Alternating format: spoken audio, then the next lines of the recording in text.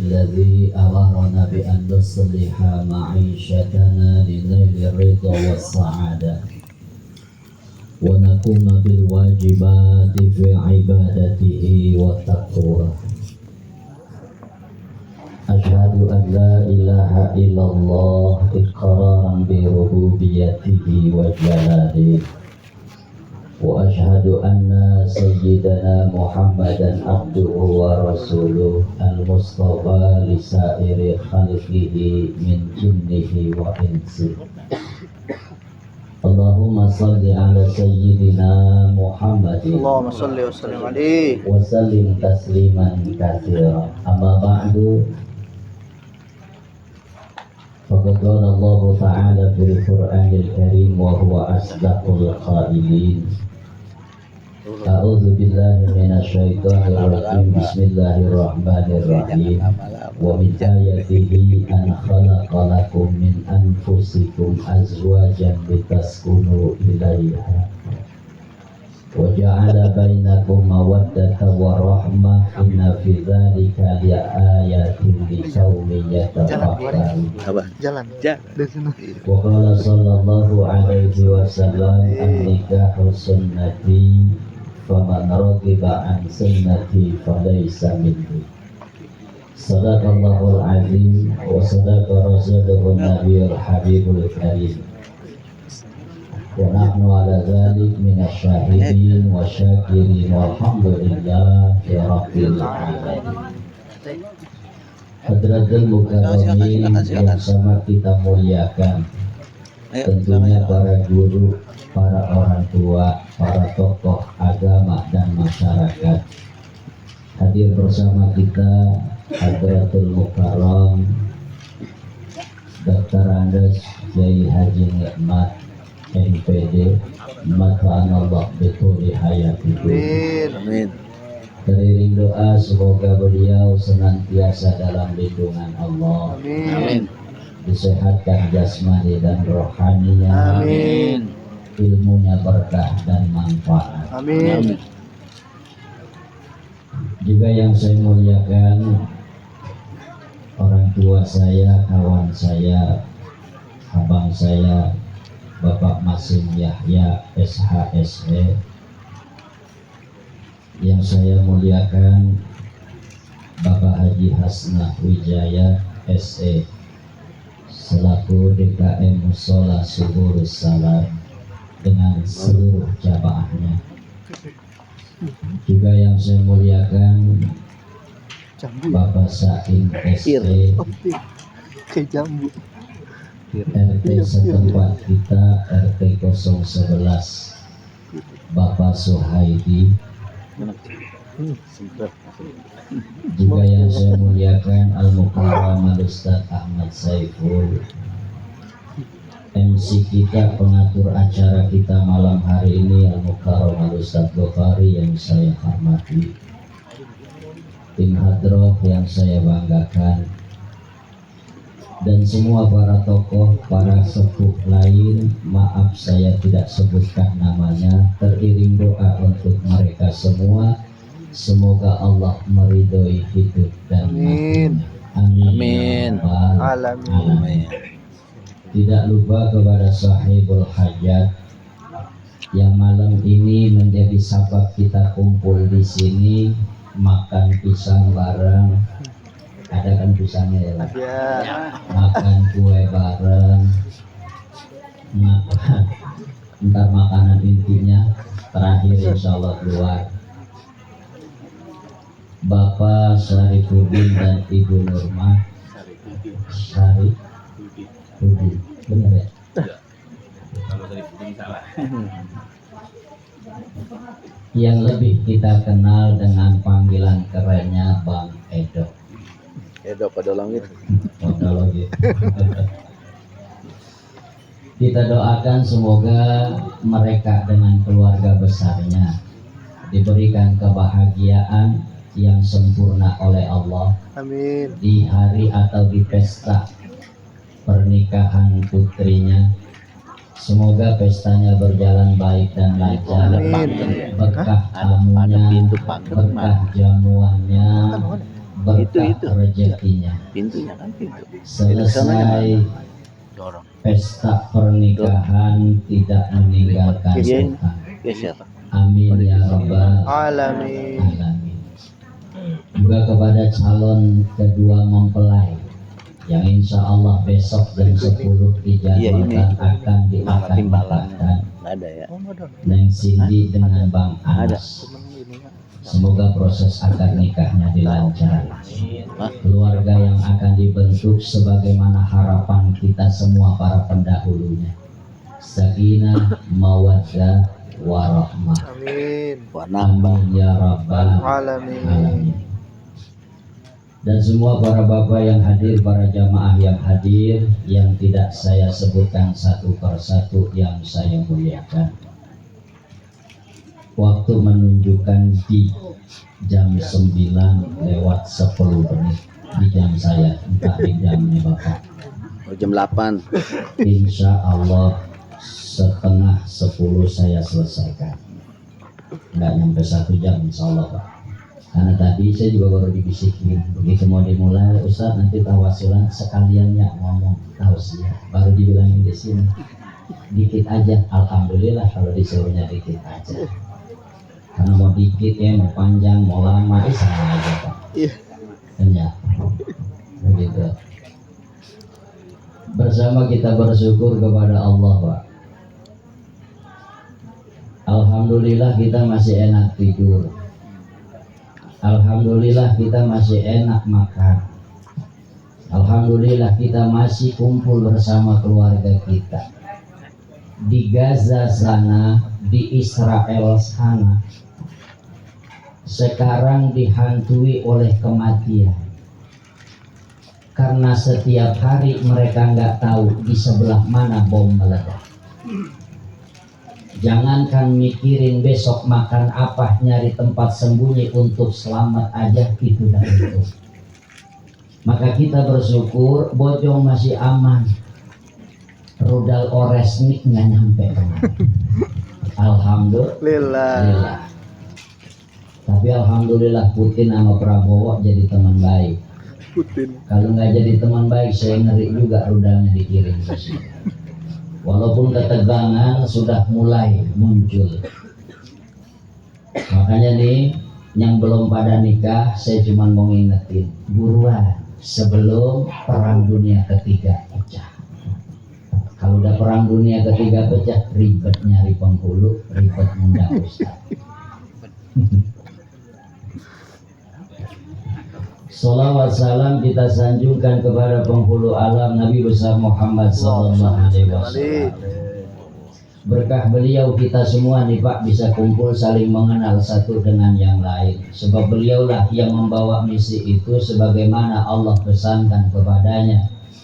Ya ayuhannas inna khalaqnakum min dzakari wa untha wa ja'alnakum syu'uban wa qabaila lita'arafu. Wahai kalian manusia, akulah yang menjadikan kalian hidup dari laki-laki dan perempuan, dan akulah yang mengkelompokkan kalian dari berbangsa-bangsa, bersuku-suku. Kita bangsa Indonesia, sukunya banyak banget. Ada yang dari Sunda, ada yang dari Jawa, ada yang dari Betawi, ada yang dari Padang, ada yang dari Makassar, ada yang dari Batak, dan macam-macam yang lain.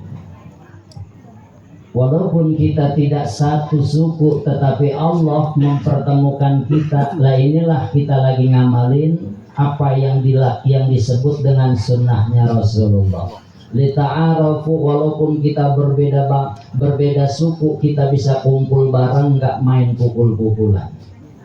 Alhamdulillah.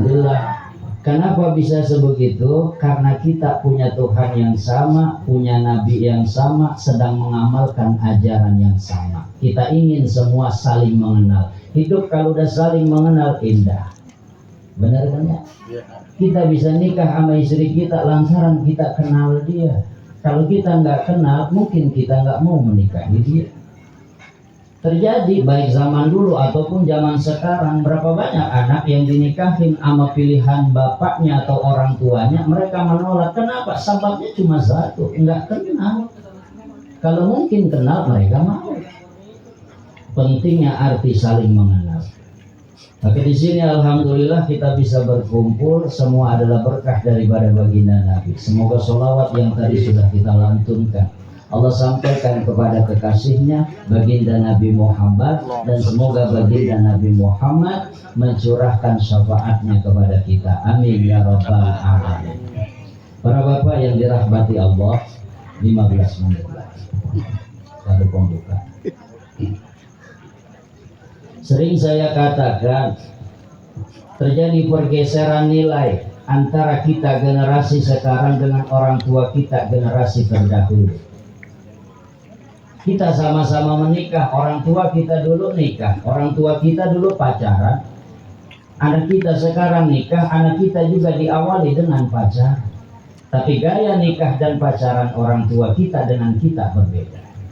Sebab apa terjadi pergeseran? Sebab kita hidup di zaman global, kita bisa melihat apa yang dilakukan di Amerika tanpa harus kita pergi ke Amerika. Kita bisa melihat apa yang dilakukan oleh orang-orang Cina tanpa harus kita berangkat ke Cina. Sekarang kita bisa melihat apa yang terjadi di jalur Gaza Palestina walaupun kita tidak ada di Palestina. Dulu kita pengen tahu sesuatu, kita kudu ada di tempatnya. Sekarang globalitas sudah mulai masuk di tangan kita masing-masing sehingga terjadi pergeseran nilai dan peradaban. Orang tua kita dulu, Pak, ilmu kawinnya nggak hebat tapi ilmu nikahnya mantap. Orang tua kita dulu ilmu kawinnya nggak hebat, sangat minim pengetahuannya, tapi ilmu pernikahannya mantap. Kenapa? Sebab mereka dari kecil udah dididik agama, dari kecil udah rajin datang ke pengajian. Begitu udah remaja mulai mendengarkan nasihat-nasihat guru, mulai didengarkan bagaimana kalau nanti berumah tangga, apa kewajiban suami, apa haknya istri, apa kewajiban istri dan apa haknya suami, apa kewajiban orang tua kepada anak-anaknya dan apa kewajiban anak kepada orang tuanya. Sehingga ketika mereka berumah tangga, mereka tinggal menjalani dan menerapkan itu semua. Ilmu pernikahannya mantap, tapi ilmu kawinnya rada-rada kurang. Orang tua kita terjadi, Pak, orang tua kita zaman dulu nih, engkong kita begitu mereka nikah, selesai nikah, mau malam pertama dia pada bingung. Dari mana mulai? Orang tua kita. Nggak sedikit dari mereka nanya sama mamangnya, nanya sama endeknya, nanya sama babanya, nanya sama teman-temannya, bagaimana sih caranya malam pertama? Udah macam-macam ilmu diajari. Ada yang ngajarin wudhu dulu, begitu wudhu sholat dulu, habis sholat supaya lu kuat baca Yasin 3 kali. Malam pertama tuh Yasin 3 kali, begitu kelar bininya pulas. Kelamaan. Selesai itu matiin lampu, jangan pakai ada cahaya. Kalau mau ada cahaya yang kecil aja. Mulai dicumbuk dulu, jangan langsung katanya. Diajarin dulu karena belum paham tata caranya. Pernikahannya hebat, perkawinannya rada-rada kurang paham.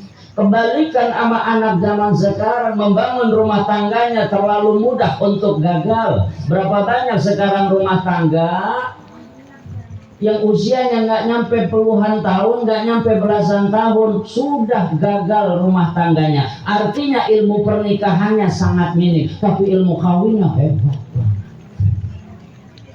Kagak makin nanya lagi anak sekarang. Begitu udah ijab kabul, tamu masih ada, masih sempet-sempetnya. Anak sekarang terjadi pergeseran nilai.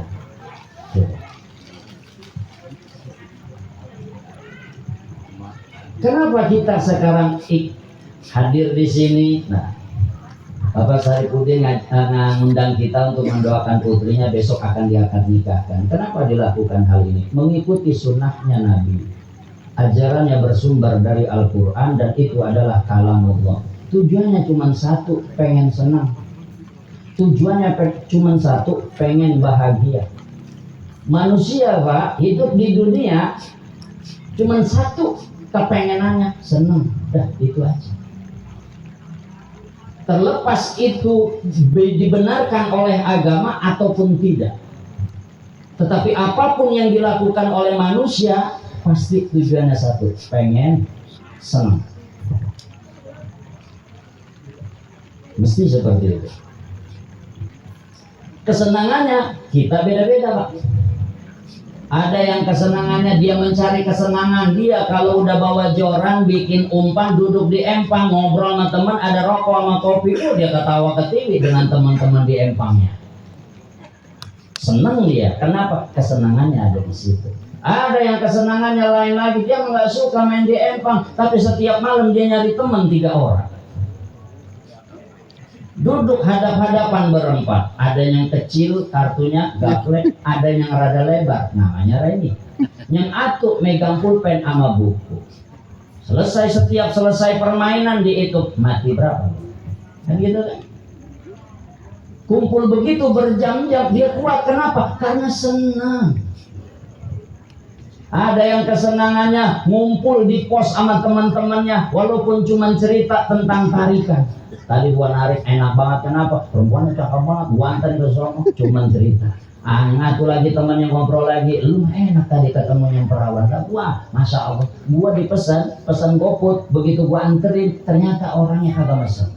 Udah tuh, kesenangan yang ngumpul cerita aja tentang kehidupan. Ada yang kesenangannya lain lagi. Ada orang umumnya kesenangannya itu dilakukan bareng-bareng, lebih dari 1 orang, dia mau sendirian. Duduk di pojokan, rampuk, rada remeng-remeng, ketawa ketiwi sendirian, megang HP. Apa yang dilihat? YouTube. Bosan YouTube, lihat ke TikTok. Dia tawa sendiri. Ada yang bari telepon, ada yang bari video call perempuan. Ketawa ketiwi sendiri, dipanggil enggak nyawa. Kenapa itu dia lakukan? Cuma satu, pengen sendiri. Termasuk apa yang dilakukan malam ini oleh sahibul hajat, tujuannya cuma satu, pengen senang. Tetapi apa? Dengan cara menjalankan syariat agama, perintah Allah melalui lisan baginda Nabi, menikahkan putrinya.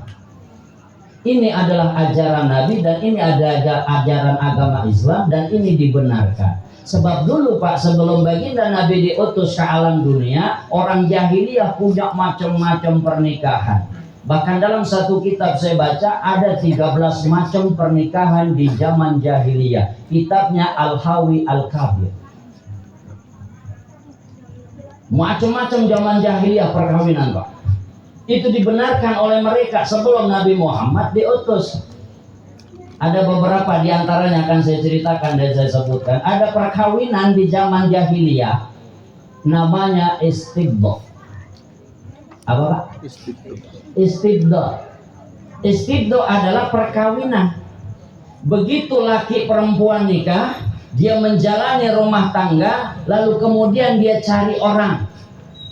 Siapa yang dia cari? Umumnya yang dicari orang kaya, kalau nggak orang kaya pejabat, kalau nggak pejabat kiai, ahli agama. Zaman jahiliyah, bininya suruh tidur sama orang itu, pilih salah satu. Kalau pengen anaknya jadi RT, cari Pak RT. Kalau ada yang anaknya pengen jadi ustadz, cari ustadz. Kalau ada anaknya pengen jadi orang kaya, maka cari orang kaya. Lakinya yang nyuruh, lu tidur sama Haji Hasan, dia kaya, kebunnya lebar, sampai bunting, hamil. Kalau udah bunting baru masuk. Tujuannya satu, supaya dia punya keturunan, mewarisi apa yang diharapkan. Kalau dia cari kekayaan, nanti anak bisa jadi jadi keturunan orang kaya. Kalau itu dia harapkan adalah ahli agama, maka anak tadi akan menjadi seorang ahli agama. Kalau dia seorang pejabat, maka anak itu diharapkan akan menjadi seorang pejabat. Hal itu biasa dilakukan oleh orang jahiliyah sebelum Nabi Muhammad diturunkan. Nikah itu namanya istibdo, biasa di zaman itu. Di zaman itu loh, biasa. Sekarang di Bojong jangan dilakukan, karena sekarang sudah tidak lagi diperbolehkan istibdo. Ada lagi bentuk macam perkawinan namanya sigar. Perkawinan sigar itu adalah perkawinan perjanjian. Orang laki 2 orang cari untung masing-masing. Contoh. Siapa contohnya di mana?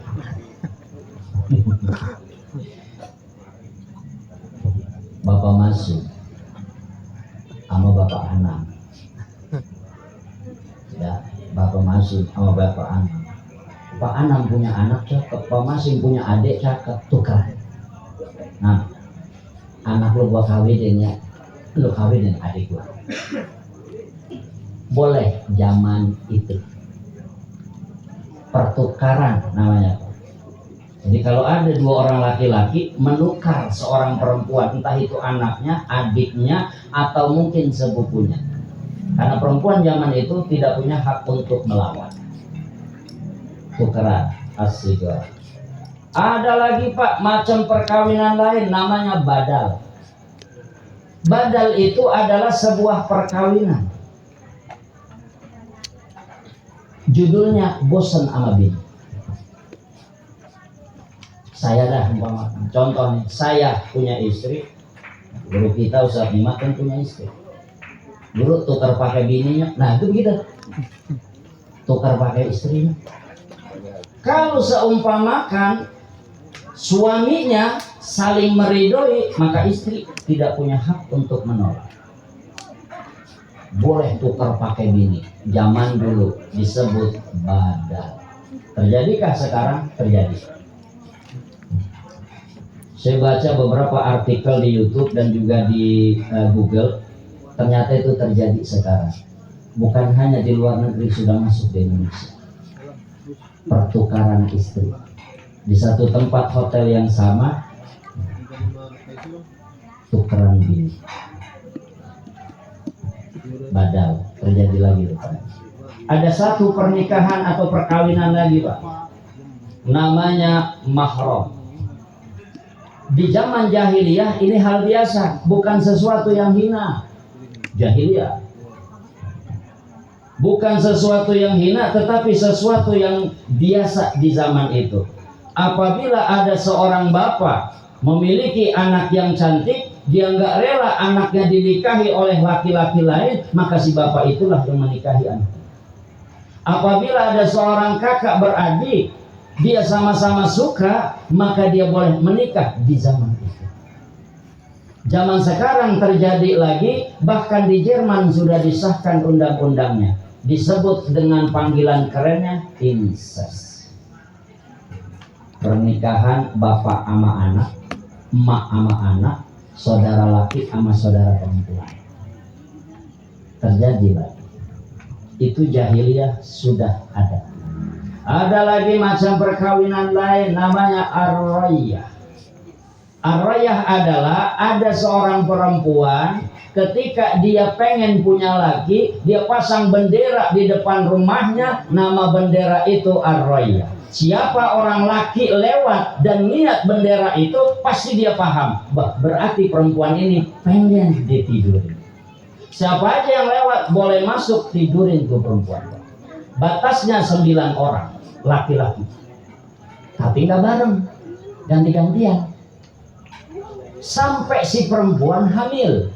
Kalau si perempuan sudah hamil, maka si perempuan tadi memanggil 9 orang laki-laki yang tidur sama dia dengan dihadirkan seorang hakim bahwa dia hamil. Apabila nanti anak ini melahirkan, si perempuan ini berhak menunjuk dari 9 yang tadi mana yang dia pengen jadi bapaknya anak itu. Namanya ar-rayah. Orang kita sebut salome. Satu lubang rame-rame. Orang kita terjadi zaman baginda Nabi. Al-Hawi Al-Kabir di situ lalu kemudian dikatakan, diriwayatkan hadis ini oleh Ibu Aisyah, lama bu'isa Muhammadun sallallahu alaihi wasallam bil haqqi hadama nikahal jahiliyati kullahu illa nikahan nasil yauma. Kata Nabi, ketika baginda Nabi diutus menjadi Nabi dengan membawa kebenaran Al-Quran, lalu kemudian baginda Nabi menghapuskan berbagai macam bentuk perkawinannya orang jahiliyah, kecuali satu yang tidak dihapus. Nih pernikahan yang sekarang lagi yang besok akan dilaksanakan akad nikahnya, itu disebut namanya nikah wiladah. Di zaman Nabi ada juga, cuman jarang yang ngambil nikah macam ini, jarang di zaman jahiliyah.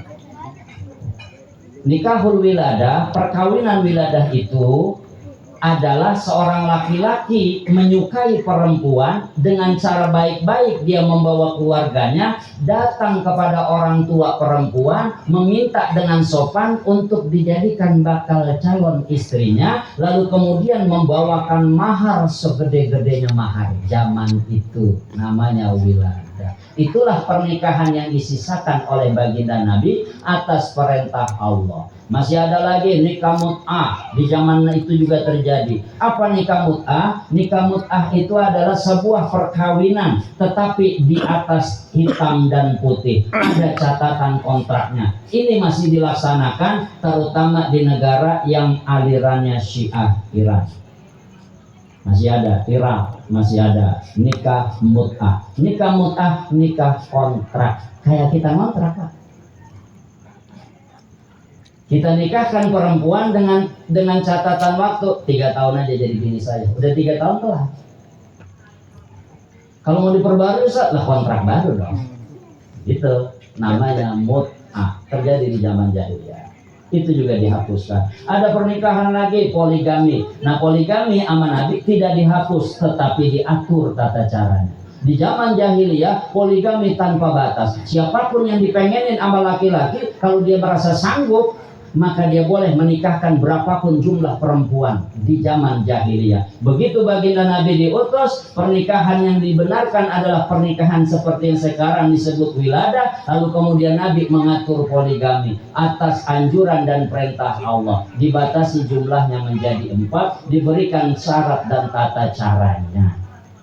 Itu sejarah pernikahan. Macam-macam ya ternyata. Nah, nikahun nasil yaum ini adalah satu-satunya pernikahan yang dibenarkan oleh Allah dengan cara apabila ada seorang laki-laki menyukai perempuan, maka datanglah kepada orang tuanya, sebab itu anak perempuan tidak lahir begitu saja atau keluar dari batu, tapi pasti ada emak dan bapaknya. Mintalah secara baik-baik, karena sebelum dia menjadi dewasa, yang susah payah ngurusin anak itu adalah orang tuanya. Maka mintalah dengan baik-baik untuk mengambil tanggung jawab ke depan di sisa umur hidupnya. Itulah nikahul wiladah. Jadi kalau kita nikahin seorang perempuan, Pak, satu, datang dengan baik-baik kepada orang tuanya, lalu yang kedua, ketika diridhoi, berikanlah sesuatu yang berharga dari materi, karena itu juga yang dilakukan oleh baginda Nabi. Dan setelah itu cuma mengambil tanggung jawab orang tua yang sudah selesai ngurus anaknya sampai di usia itu. Setelah akad nikah ijab qabul dilakukan, maka tanggung jawab itu pindah kepada suaminya. Seperti itulah pernikahan.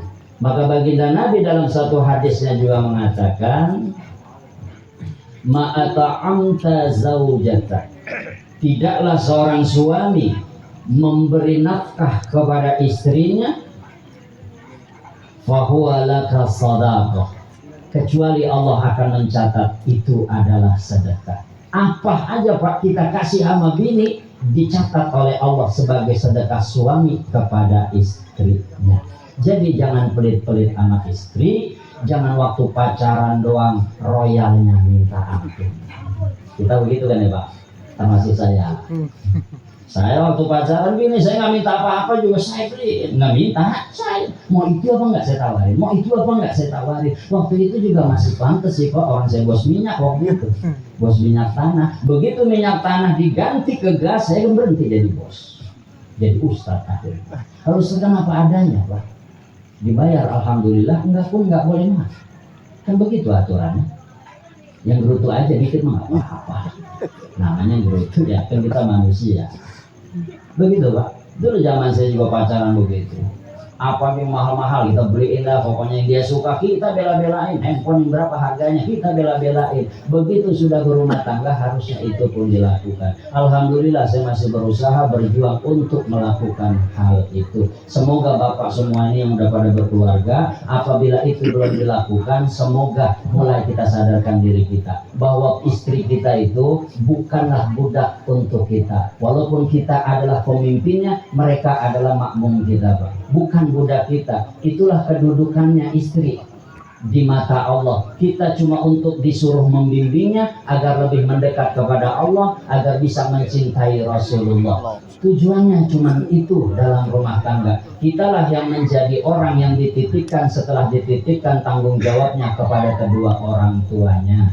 Sehingga bahagiakanlah istri kita sebisa dan semampu kita, insya Allah. Saya rasa ini saja yang saya sampaikan, persis cuma lewat 2 menit, mohon maaf. Semoga apa yang saya sampaikan ada manfaatnya. Amin. Semoga bisa diterima dengan baik. Amin. Semoga kita semua yang hadir dijadikan suami-suami yang saleh. Amin. Istri kita di rumah dijadikan istri-istri yang salehah. Amin. Anak cucu keturunan kita Allah pilihkan menjadi anak cucu yang soleh dan salehah. Amin. Kedua calon mempelai yang besok akan diakad nikahkan, doa terbaik untuk mereka, apapun yang mereka harapkan yang kita tidak tahu, semoga Allah mengijabah. Amin. Apapun yang mereka cita-citakan yang kita semua mungkin orang tuanya pun tidak tahu, Allah yang berhak untuk mengijabah doa-doa mereka. Amin ya rabbal alamin. Ghafarallahu lana wa lakum, taqabbalallahu minna wa minkum taqabbal ya karim. Wa lakum minkum. Assalamualaikum warahmatullahi wabarakatuh. Waalaikumsalam.